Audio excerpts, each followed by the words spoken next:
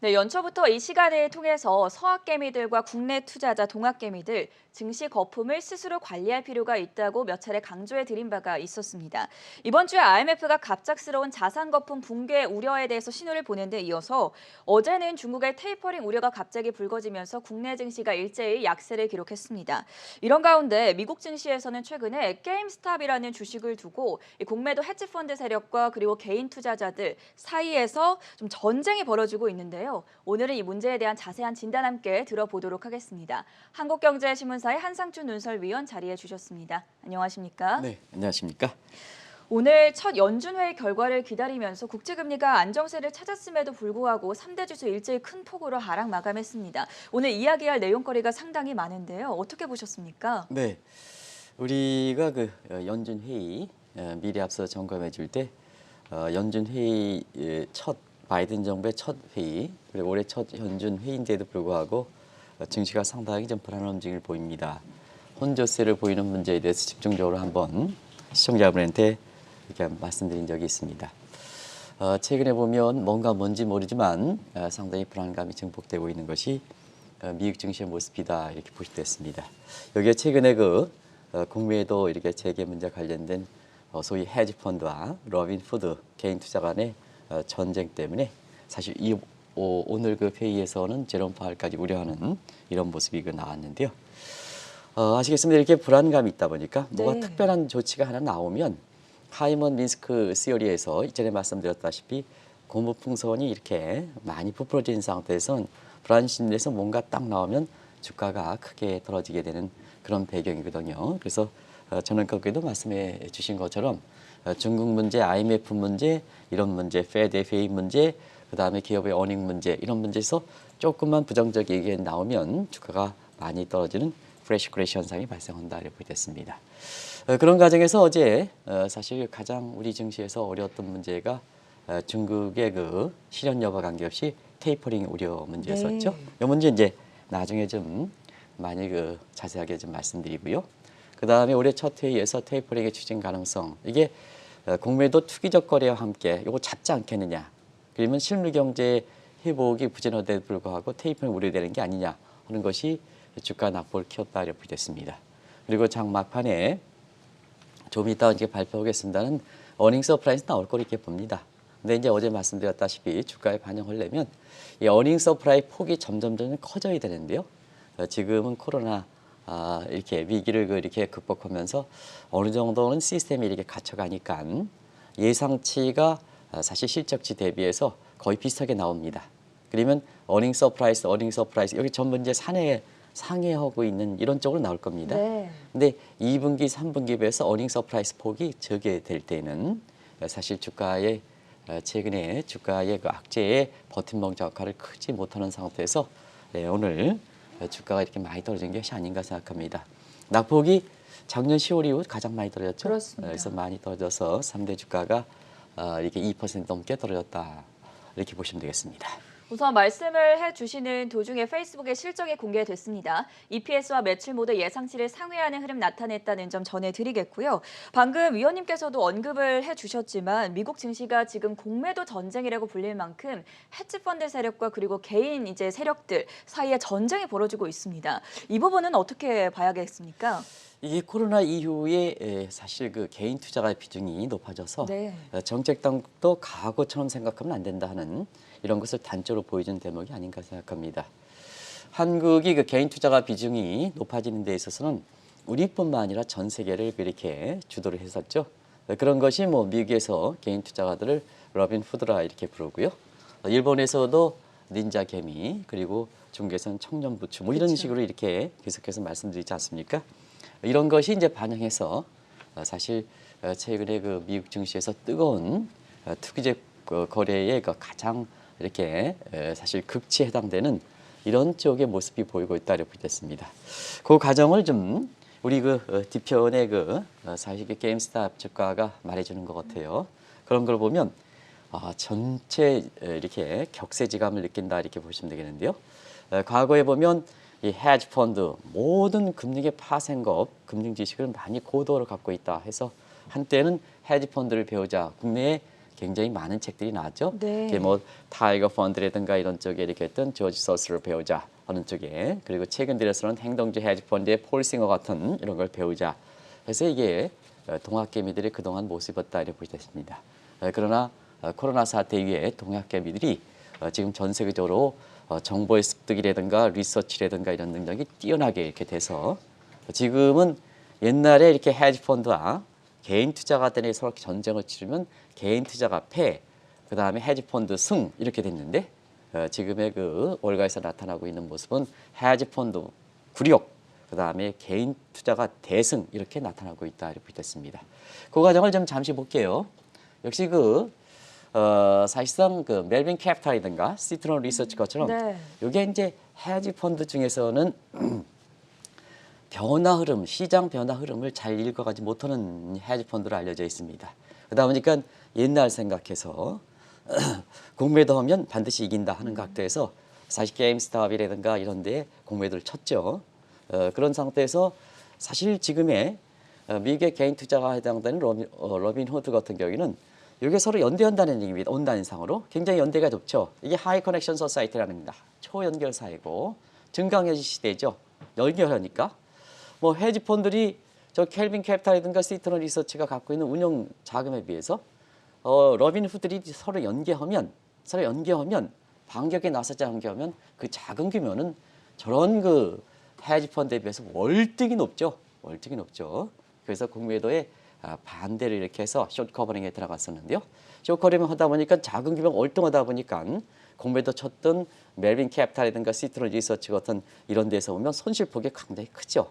그러면 그때 이제 결정을 해야죠. 어떻게 되냐? 똑같이 매수에게 쫓아가야죠. 이게 사실 숏 커버링이다 이렇게 보시됐습니다. 그러다 보니까 지금 상태에서 왜 이렇게 700%까지 올라가느냐 하면 자, 연대한 러비 푸드, 게인스톱 이렇게 매수. 그 다음에 공매도에 나섰던 헤지 펀드가 손을 들고 다시 손실폭 줄이기 위해서, 왜냐 고객 돈이기 때문에 손실폭 줄이기 위해서 매수 증대. 그러면 매수, 로빈 후드 매수. 그 다음에 헤지 펀드 매수. 주가는 폭등 이렇게 되는 거죠. 그러다 보니까 게임스탑에서 시발됐던 시작됐다는 네. 얘기죠. 처음으로 시발됐던 이런 게임 스탑이 블루베리든가 어감이 좀 이상하기 때문에 제가 좀 다시 한번 네. 말씀드리는 거예요. 이걸 시발이라는 표현을 씁니다. 그래서 시작됐던 이런 게임스탑에서 시작됐던 이런 문제가 블루베리든가 AMC라든가 해서 가장 이렇게 수급 물량이 대중화되지 않고 공매도 이렇게, 비중이 높았던 그렇죠. 종목들이죠. 공매도 비중이 적고 그게 시장 유통 물량이 적은 이런 업종 중심으로 해서 지금 전 대상으로 확대되는 것이 그렇다 이렇게 됐습니다. 그러다 보니까 자, 경기는 회복되지 못하지. 그런 상태에서 이 주식시장에서는 월가에서 보면 과도한 유동성을 바탕으로 해서 또 종전에 비해서 강하게 부각됐던 개인 투자가 비중에 의해서 이렇게 레버리지 투자가 이렇게 나다 보니까 결과적으로 바이든 정부의 전체적인 기조는 아시겠습니다는 도드 프랭컵 금융위기 발생시켰던 것을 재현 방지하기 위해서 트럼프 때 지우개에서 들어갔던 도드 프랭크법 금융 이렇게 규제법이 되겠죠. 이게 사실 금융 단일화법인데요. 여기에서 레버리지 규제하는 교정이 있습니다. 그게 뭐냐면 프롬프트 트레이딩 자기 자본 규제와 함께 사실은 레버리지 투자에서 몰커 룰이다. 과거에 한국경제TV의 전 사장이었던 송지일 사장 계실 때 사실 몰커 과거 유명했던 페드 의장을 초청해서 이분의 얘기를 직접적으로 아마 참여해서 들으신 분들은 기억나실 겁니다. 그래서 이 레버리지 규제가 기관뿐만 아니라 앞으로 이렇게 온라인해서 개인들을 레버리지가 굉장히 크게 우려가 된다는 측면에서 그때 레버리지 규제를 기관만 하면 레버리지 비율을 크게 줄이진 않겠습니다는 개인들도 문제가 된다면 선제적 차원에서 레버리지 규제를 좀 강하게 규제해야 되지 않느냐. 그래서 그 선덕격에 해당되는 헤지 펀드의 레버리지 규제를 이렇게 5배 이내로 축소시키자 하는 측이 그게 바로 몰커룰이거든요. 그게 부활된다는 얘기입니다. 부활된다는 측면에서 오늘 페드 의장이 자, 경기를 회복되지 못한 상태에서 투기적 거래의 극대치에 해당되는 이러한 양상을 보이다 보니까 결과적으로 보면 사실 오늘 페드 의장도 제로금리라든가 이런 조치는 유지했지만 네. 시장에 대해서 상당히 경고성이 되다 보니까 주가가 이렇게 떨어지는 배경이 됐다 이렇게 됐습니다.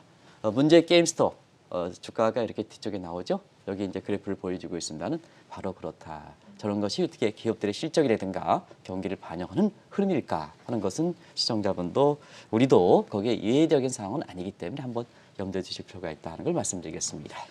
위원님께서 앞서 말씀해 주실 때 어닝 서프라이즈를 기록했음에도 불구하고 그 폭이 축소될 거라고 말씀하시지 않았습니까? 네네. 실제로 페이스북과 테슬라가 지금 실적을 공개했는데 테슬라는 예상치를 하회했습니다. 매출은 네네네. 올랐지만 EPS가 내려가면서 시간외에서 약세를 기록하고 있고 페이스북은 EPS와 매출 모두 상회했음에도 불구하고 시간외에서 역시나 마이너스권에서 움직이고 있다는 점 확인해 드리겠습니다. 지금 저희가 미국적 공매도 전쟁에 대해서 이야기를 나누고 있는데 사실 이 공매도 재개 문제를 두고 국내 투자자들 분들의 관심도 뜨겁습니다. 우리에게도 많은 시사점을 던져주지 않겠습니까?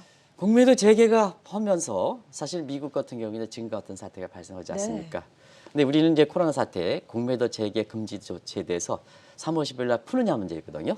자, 풀어버렸을 때는 우리가 어떠냐 하는 것을 한번 보겠습니다. 우리나라의 정책 당국자 입장에서 꼭 좀 보시겠습니다. 일부 외국인들이 공매도 재개해달라, 한국의 국가 신뢰도가 떨어진다 하는 측면에서 이걸 풀다 하는 입장인데 한국 증시는 한국 겁니다. 외국인의 눈치를 보십시오. 어디에 그 사설에서 그렇게 쓴 적이 있는데요. 우리나라 동학개미들의 힘이 세계적으로 큰 상태에서 우리 증시는 우리 문제를 생각하셔야지 사실 우리 주체는 우리다 하는 걸 꼭 좀 말씀드리겠습니다. 우리가 정책이 공매도 재개에 성숙되지 않은 상태에서 외국인들이 그거에 비정적 보기 때문에 우리가 사실상 풀어줘야 된다. 물론 필요성이 있지만 성숙될 땐 그런 필요성이 있지만 자 그거에서 피해가 얼마큼 크게 나타날까 하는 것이 그동안 공매도 재개에 대해서 완전히 금지하는 건 아니다. 이렇게 완전히 금지해달라는 얘기는 아니다. 정책이 성숙되지 않았지 않느냐. 쉽게 섣불리 공매도를 재개하면 미국과 같은 사태가 우리나라에서 발생한다. 동학개미 힘은 러빈후드보다 더 크다. 이번에 서학개미들도 사실 게임스탑이라든가 이런 데에 이렇게 사실 투기적 거리에 이렇게 가담하면서 네. 지금과 같은 사태에 크게 일응할 만큼 우리나라의 개인 투자가 비중이 큰 상태거든요. 그래서 정책 당국자한테 꼭 좀 말씀드리겠습니다. 코로나 이후의 증시 변화를 꼭 좀 생각해달라는 얘기입니다. 지금 코로나 이후에 주가 누가 올렸습니까? 외국인이 올렸습니까? 우리나라 기관 투자가 올랐습니까? 동학개미의 역할이 큰 거죠. 그리고 이 동학개미들은요, 과거처럼 이게 정보가 좀 취약하고 그다음에 리서치 능력이 없다 이렇게 얘기하는 사람인데요. 단적으로 사실 우리 이렇게 그 방송 진행을 맡은 서 작가 같은 분들이 이런 얘기를 합니다. 동학개미들이 왜 정보 습득이라든가 리서치 능력이 떨어지느냐? 절대 그렇지 않다. 오히려 증권사 애널리스트들이 오히려 개인 투자가들의 동학개미들의 단톡방이라든가 걸 보고 페이퍼를 쓰는 시대다. 네. 그만큼 이 동학개미들이 리서치 능력이라든가 정보 습득 능력이 굉장히 뛰어나다는 얘기입니다. 아시겠습니다는 그래서 그게 바로 지금의 현실적 여건이거든요. 근데 정책 당국에서 자 어떤 그 정책 당국자가 주식은 나는 안 합니다. 근데 지금은 지금은 경제활동의 꽃이 금융이고 거기에 돈 들어가는 문제고 이게 모든 경제 주체들이 지금 증시 쪽으로 가는데 그 생리를 사실 그렇게 여기에 잘 몰라 이렇게 하지만 이렇게 썩 동학개미들도 많게 우월적지에서 이렇게 알까 하는 측면을 봐야 되거든요. 그래서 옛날만 생각하면 됐기 때문에 외국인 생각해서 재개해야 된다. 이렇게 하면 한국이 만약에 그렇게 해서 섣불리 정책 여건이 되지 않은 상태에서 외국인의 눈치 보고 개방해야 된다. 공매도 재개한다면 우리 동학개미 힘이 크기 때문에 경우에 따라서는 지금의 미국에서 이렇게 발생해서 공매도 네. 재개에서 발생하는 이러한 공매도 대전쟁이 우리나라는 더 크게 발생할 수도 있다. 이렇게 보시게 됐습니다. 그래서 뭐든지 정책이라 하는 것은 과거 생각하면 안 됩니다. 지금처럼 환경이 급변한 상태에서 보면 정책 당국자도 왜 시장 친화적이냐. 어제도 이제 부채 화폐 문제 얘기했습니다. 경제 전문적인 지식이 부족한 상태에서 괜히 과거에 얘기하고 자기의 여당 생각하면 굉장히 실수를 저지른다는 얘기거든요. 그런 각도에서 아마 이번에 공매도 재개 후에 국내적으로 잡았던 증시의 순기능이 많은 미국의 월가에서 이런 사태가 발생해서 그것이 뭐냐 오히려 거꾸로 미국의 증시라든가 페드 입장에서 우려가 표현할 만큼 이런 쪽에 변화가 된 모습에 대해서 지금 공매도 재개 문제에 대해서 고민을 많이 하고 있는 금융정책 당국자도 꼭 좀 한번 생각해볼 아주 개인적으로 죄송합니다는 우리 문제와 관련해서는 이런 사태가 발생한 게 타산지적으로 삼을 필요가 있습니다. 그런 측면에서 정책 여건이 성숙돼야 이걸 꼭 해줄 수가 있다 하는 것을 말씀드리고 이러한 중요한 사항은 정책 당국일수록 시장의 심리를 더 알아야 됩니다. 그래서 자 시장의 사마들과 참여해서 많은 증권 시장의 생리를 동학개미의 생리를 아셔가지고 좀 이렇게 중요한 결정사항을 결정해달라 하는 것을 꼭 좀 말씀드리겠습니다. 현재 미국에서 불거지고 있는 공매도 전쟁이 국내에겐 어떤 또 시사점을 던져줄지 살펴봤고요. 이렇게 미국 증시가 상당히 혼란스러운 혼탁한 상황으로 이제 직면해가고 있는 가운데 국제통화기금 IMF가 자산 가격 거품을 경고했습니다.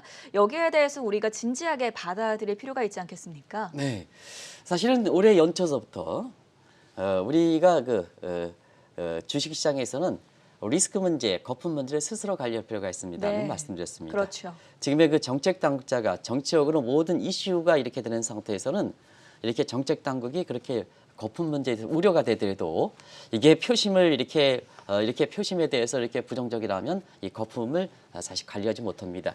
그러다 보니까 스스로 관리하십시오 하는 말씀을 드렸습니다. 상당히 어려운 얘기긴 하지만 그리면서 사실상 이 그림 Someday Sometimes라는 그림을 이렇게 느닷없이 보내드렸습니다. 근데 공교롭게도 IMF가 이번에 1월 그 경제 전망이 그 발표와 함께 주식 등 자산 가격의 갑작스러운 급락, 그냥 그대로 표현하겠습니다. 어느 날 갑자기 갑작스러운 급락 이걸 경고했습니다. 그래서 다시 한번 someday 어느 날 갑자기 일어난 하이먼 민스크 이론을 좀 얘기하겠습니다. 이거 시청자 여러분 기억이 생생하시죠? 왜냐하면 지난 1월 15일 날 루비니 교수가 비트코인 당일날 대폭 하락한다 하는 측면에서 이 그림을 보여드린 적이 있는데요. 쭉 해서 한번 보시겠습니다. 자산 가격에서 일자 현금화, 언론 보도, 증대, 대중 참여, 퍼포먼스 이렇게 되겠죠. 그래서 지금 많이 증가해서 작년에 한번 보십시오. 낙관론이 이렇게 되는데 사실 고무풍선이 이렇게 된 상태에서는 현실이 부정이라는 이런 쪽에 나올 수 있는 예를 들어서 미국에서 공매도 전쟁과 어떤 현실의 부정을 저거 그만두면 안 되지 않느냐 하는 심리 현실 부정이거든요.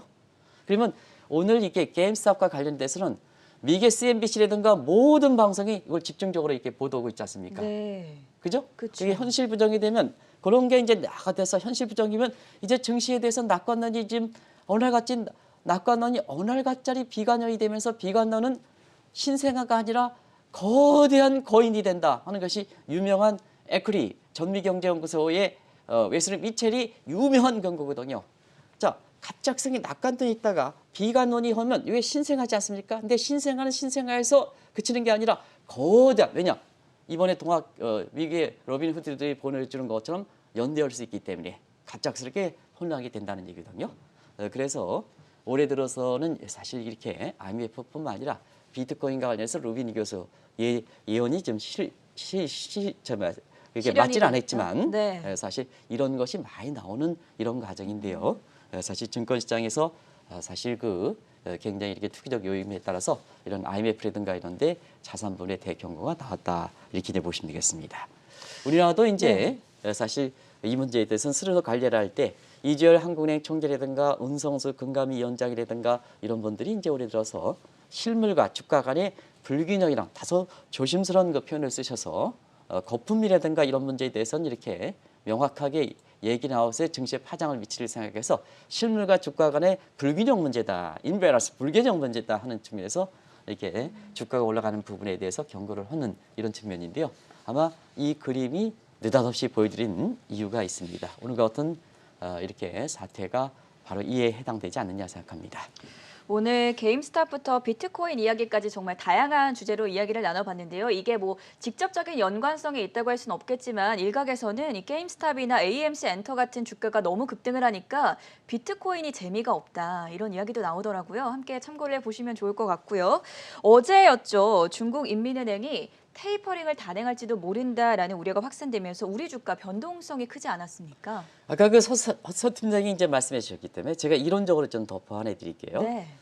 사실 이게 someday, sometimes 특정 계기가 사건이 터졌을 때 오늘 그 미국의 주가라든가 어제 한국의 주가가 많이 떨어진 데에는 그러할 만한 사건이 공교롭게도 겹치게 됩니다. 모르는 것 사회 현상은 우려가 될 때는 이 빨간색도 이렇게 빨간색이라고 보여. 내가 사실상 기분이 업됐을 때 이 빨간색이 더 크게 보이고요. 네. 내가 이제 기분이 좀 안 좋을 때는 이 빨간색이 똑같은 빨간색이지만 이게 하얗게 보인다. 우리나라는 이게 빨간색이라는 게 주가가 좋은 올라가는 거 의미죠. 아니겠습니까? 네. 그런 측면에서 한번 어제의 국내 증시에 많은 영향을 미쳤던 이런 중국 인민은행의 사실 그 테이퍼링 문제, 이 문제를 잠시 좀 말씀드리겠습니다. 중국 경제 다들 아시죠? 작년에 그 V자에 반등했죠. 올해는 세계 교역, 왜냐하면 바이든 다자채널 복귀, 그 다음에 폴스 코로나 상품 이동 붙여줘, 세계 교육 신장, 세계 경기 회복, 그 다음에 세계 교육을 바탕으로 해서 세계 경기니까 중국 경제가 호황, 한국도 수출 증가율 20일까지 두 자릿대 이렇게 되는 거죠. 그래서 올해 그 중국 경제가 9% 된다. 그러면 9%는 어떤 수준일까 하는 측면을 우리가 자 테이퍼링을 단행하느냐 아닐 때는 오쿤의 법칙에 의해서 사실 실제 성장률과 잠재성을 갭 가지고 봅니다. 이게 이제 인플레 갭이냐 디플레 갭이냐 이렇게 시청자 여러분 그렇게 하실 겁니다. 그러면 자 지금 중국 경제가 잠재 성장률 한 6% 내외를 이렇게 추정하고 있습니다. 네. 이렇게 이제 IMF라든가에는 6% 내외를 추정하거든요. 자 그러면 다음 그림을 좀 보여주시기 바랍니다. 오쿤의 법칙을 한번 보겠습니다. 오쿤의 법칙에서 보면 중국 경제 잠재성이 6%다. 올해 성장률이 8에서 9%다. 한번 거기서 8에서 9%에서 6%를 빼보십시오. 그러면 2에서 3%, 9%를 감안한다면 3% 플러스가 나옵니다. 플러스 인플레 갭이 발생하는 거죠. 저게 마이너스가 나오면 디플레 갭이죠. 이게 플러스 3%포인트 나온다. 자, 3%포인트는 저 잠재 성장률의 몇 퍼센트가 50%에 해당되는 겁니다. 인민은행 가만히 있어야 되느냐? 당연히 시장에서는 실제 실행 여부와 관계없이 네. 사실 인민은행 입장에선 시장에 시그널을 주는 거죠. 자, 테이퍼링 추진을 했다. 작년 11월부터 그런 시그널이 나왔던 거죠. 그래서 중국은 신흥국입니다. 신흥국에서는 통화의 유동성 지표가 그렇게 다양화되지 못했습니다. 한국은 M1, 요구불예금, 이게 이제 아주 수시로 수시인출하는 요구불예금, 현금 플러스 요구불예금, 네. 이게 이제 M1 개념이고, 이게 저축성 포함하면 M2가 되고, 여기에 준 리얼자의 그 유동성 지표를 하면 L5까지 유동성 광역 지표가 나오는 상태거든요.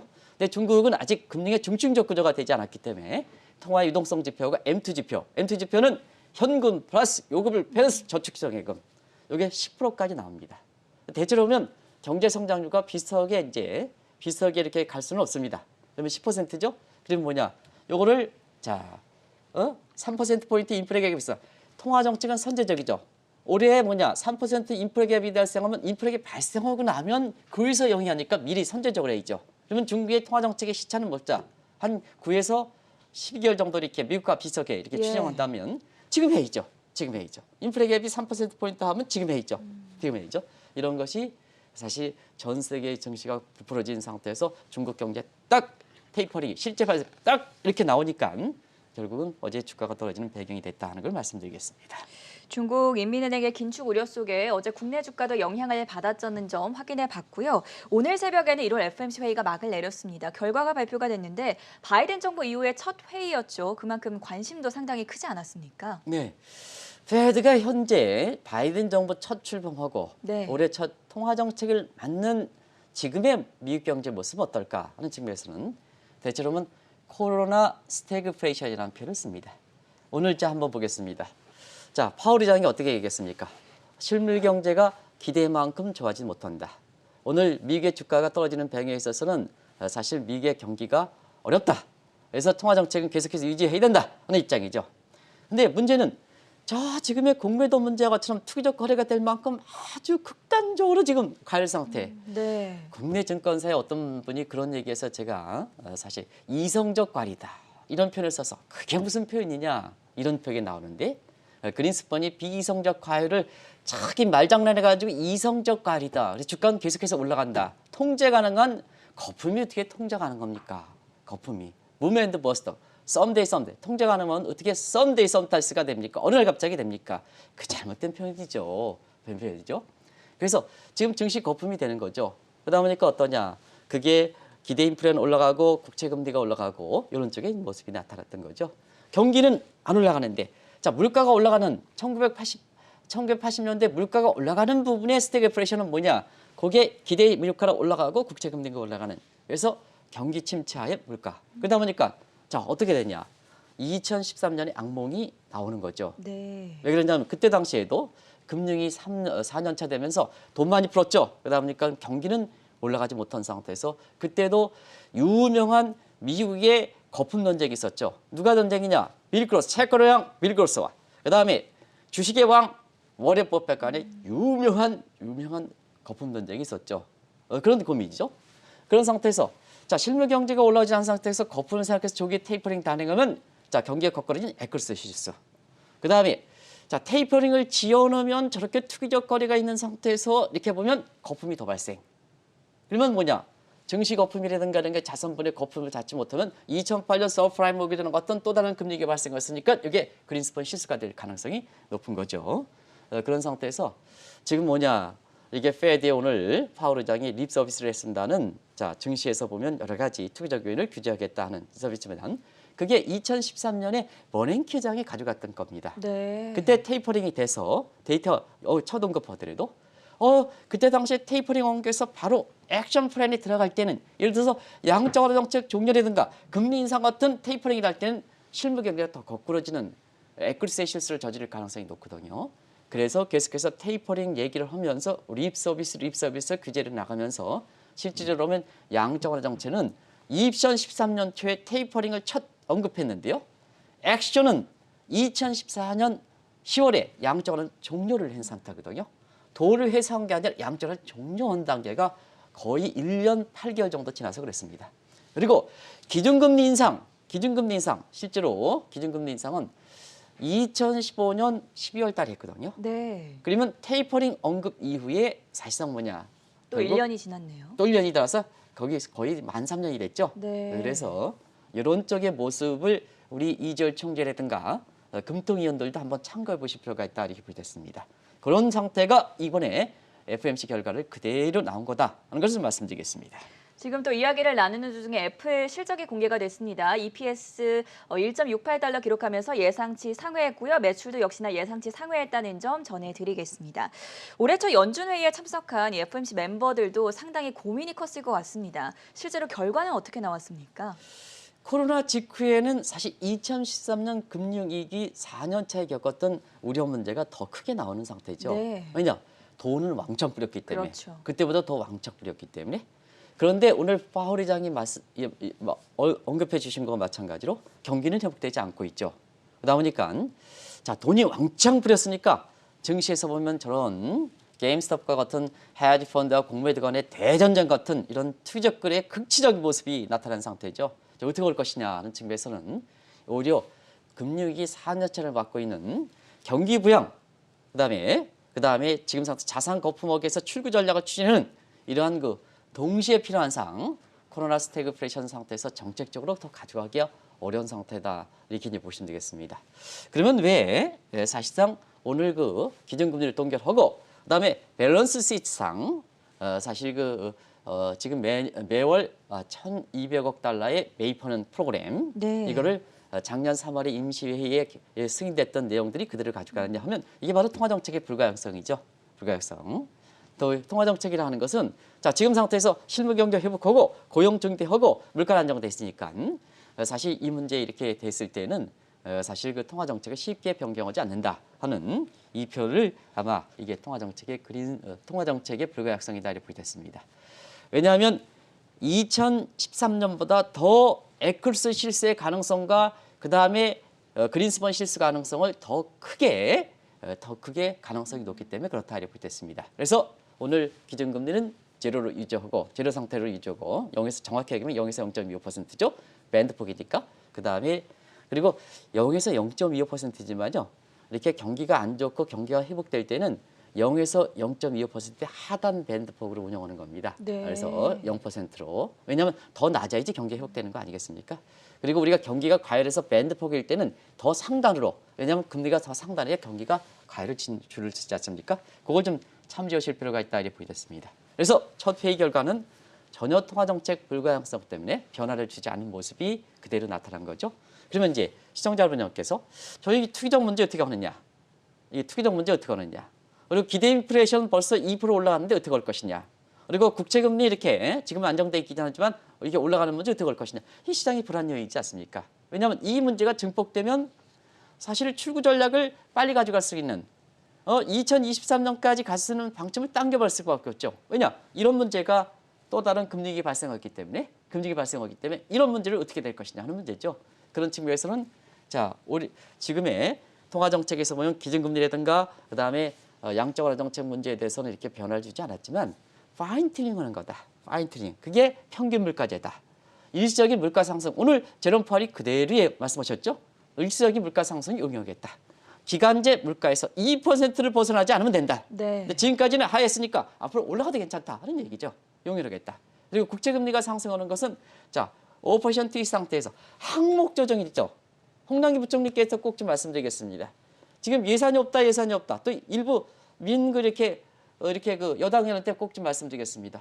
왜 증세해가지고 왜 쓰기만 합니까? 근데 재정 적자 확대하고 그렇지 않습니까? 그래서 제3의 길을 가야죠. 경기 부양 안 되냐? 아이고 지금 정부 지출 규모가 그대로 유지한다는 수퍼 예산 편성하지 않더라도 왜 공무원들 임금 공무원 수 왜 증대시킵니까? 공무원 수 얼마나 증대합니까? 민간 차원에서 고용 감소하는데 왜 무슨 시청 건물이 저렇게 번쩍번쩍합니까? 그거는 뭐냐? 그런 경기 부양 효과가 적은 거죠. 일반 경시성 경비 때문에. 그래서 그거 줄여. 지금 상태에서 문재인 정부가 공무원 수 줄여. 그다음에 그 시청 그런 거 그 좀 경비 줄여. 이렇게 하면 진짜 박수를 받으셨을 겁니다. 그래서 경기 부양 효과가 적은 것을 좀 일반에 줄여. 그리고 투자성 경비. 지금 경기 부양 효과가 큰 데 있잖아요. 투자성 경비에 지출이요. 그러면 전체적으로 보면 지출 규모가 늘어나지 않습니까? 수퍼 예산 편 필요 있습니까? 부채 화폐 할 필요가 있습니까? 그런 상태에서 정부의 예산 규모가 큰 상태에서 경기 부양 효과 쪽으로 적은 쪽을 줄여서 많은 쪽으로 하면 페이거 정책을 했으면 되는 거 아니겠습니까? 뭘 증세하고 재정 적자가 있고 뭘 지출하고 이렇게만 합니까? 그런 뭐냐 이 포퓰리즘이라든가 그다음에 이 정치꾼들의 전형적인 이렇게 보여주는 모습이죠. 그런 측면에서 이렇게 보면 자 오늘도 미국에서 페드 의장이 출구 전략과 그다음에 이렇게 에클스 실수와 그린스판 실수를 동시에 잡기 위해서는 전체적인 통화 정책 불가항성 때문에 전체 기준금리라든가 그다음에 양적 완화 그대로 유지하지만 지금의 문제가 발생하는 기대 인플레이션이라든가 그다음에 이런 투기적 문제라든가 그리고 사실 이렇게 국채 금리가 올라가는 부분을 파인 튜닝하는 미세한 조정이 아주 세세한 조정이다. 아주 정성 어린 조정입니다. 정성 어린 조정에서 잡겠다는 얘기죠. 정성 어린 조정을 하려면 정책 당국자 시장을 잘 알아야죠. 시장을 잘 알아야죠. 큰 근에서 조정이 아니라. 그래서 뭐냐 정책 당국자가 시장을 공부해야 공매도 재개라든가 부채 화폐 문제라든가 이런 거에 대해서 시장 부조정이 없이 이걸 추진할 수가 있다는 것을 꼭 좀 말씀드리겠습니다. 작년 3월 코로나 이후에 그 어느 국가보다도 우리나라 주가가 많이 오르지 않았습니까? 이런 점을 감안해 볼 때 오늘 말씀해 주신 이 중국인민은행과 그리고 페드의 고민, 우리는 모두 가져가야 하지 않을까 싶은데요. 이 부분도 설명해 주시죠. 우리나라도 동일하게 그렇게 문제가 발생했죠. 네. 우리가 보면 이제 우리는 동학개미가 세계 그 개인 투자가들 이렇게 선도할 만큼 그렇죠. 굉장히 그리고 주가도 뭐냐 우리가 가장 많이 오른 상태 아니겠습니까? 경기는 그렇게 이렇게 아직도 이렇게 회복되지 못하는 상태 아니겠습니까? 그런 상태에서는 페드와 또 지금의 인민은행과 정도 차이겠지만 똑같은 문제가 발생하고 있다 이렇게 됐습니다. 그래서 지금 상태에서 우리가 섣불리 이렇게 이런 걸 좀 잡기 위해서 동학개미를 잡기 위해서 예를 들어 공매도 재개라든가 이런 쪽에 이렇게 나서면 굉장히 부작용이 우려할 수가 있다. 실무 경제가 더 침체될 수 있다. 그러면 이런 것을 계속해서 방치해야 되느냐 하는 측면도 또 정책 당국이 그 우려 사항으로 나온 것이 아닌가 생각합니다. 그래서 지금 상태에서 이렇게 보면 총량적 규제는 하지 말라는 얘기입니다. 정책을 쉽게 변경. 그래서 공매도 추가 금지 기한을 이렇게 더 이렇게 재개 쪽으로 확 이렇게 푼다든가 이런 정책이 부채 화폐라든가 같은 이러한 최후의 정책을 추진하는 이런 쪽에 확 한다든가 이런 쪽의 정책 큰 그림 변화를 하지 말라. 그러면 두 문제를 어떻게 잡아야 되느냐. 시장을 보다 들여다보면 시장의 구조가 어떻게 변했는지 1년 전에 비해서 개인 투자가 비중이 어떻게 했는지 그다음에 여러 가지 금융 기법을 이용해서 어떻게 되는지 이런 것을 좀 정책 당국자가 더 들여봐서 시장 친화적으로 갑질로는 정책 당국자 모든 것을 다 할 수 있다는 내 말이 들어라 이런 쪽으로 하지 말라는 얘기입니다. 더 시장을 필요해서 시장처럼 국민에게 다가가는 정말로 국민을 위해서 이게 사실은 표를 얻고 시장을 축소시키면서 지금의 동학개미들이 이렇게 생계 차원에서 이렇게 하는 이런 문제라든가 이런 문제를 다 이렇게 수용할 수 있다는 얘기입니다. 그래서 정책 당국 입장에선 시장에 좀 저 고개를 숙이고 동학개미들의 얘기를 좀 들어보고 이렇게 해서 좀 이 험난한 지난한 과정을 거쳐서 이런 고민도 재개 문제라든가 부채 협회 문제를 좀 얘기해달라 이렇게 하겠습니다. 그리고 절대적으로 얘기하면 정책 당국자 한번 떠보는 양상으로 자 이번에 한번 뭐 공부에다 떠보냐 여론이 어떻게 돼 부채 합병 또 여론이 어떻게 돼 줄여 이러면 안 된다는 얘기입니다. 그만큼 시장이 다친다는 얘기입니다. 시장이 다친다. 그래서 자 지금 우리 이렇게 선거를 앞두고 그래 뭐 검찰 구속해 한번 떠봐 안 해 줄여 이러면 안 된다는 얘기입니다. 시장은 그렇게 하면 안 된다는 얘기입니다. 네. 공매도 재개 문제라든가 부채 합병 여당 의원이 전문적 지시 온 상태에서 해봐 안 해 뭐 표에 넣겠어 당초에는 표에 증대하겠어 근데 표에 이렇게 했으면 걷어들여 소리 없이 걷어들여 이거는 사실상 시장은 그만큼 다치기 때문에 꼭 좀 하지 마시길 기원해요. 제가 기도보다는 꼭 좀 그러겠습니다. 꼭 좀 부탁 좀 드리겠습니다. 오늘 좀 이렇게 이런 문제가 발생해서 네. 꼭 좀 부탁하는 간절한 마음 때문에 이렇게 제가 이렇게 그런 그 개인적인 그 이렇게 종교 상황까지 이렇게 나왔는데요. 그게 제 마음이다 하는 걸 꼭 좀 말씀드리겠습니다.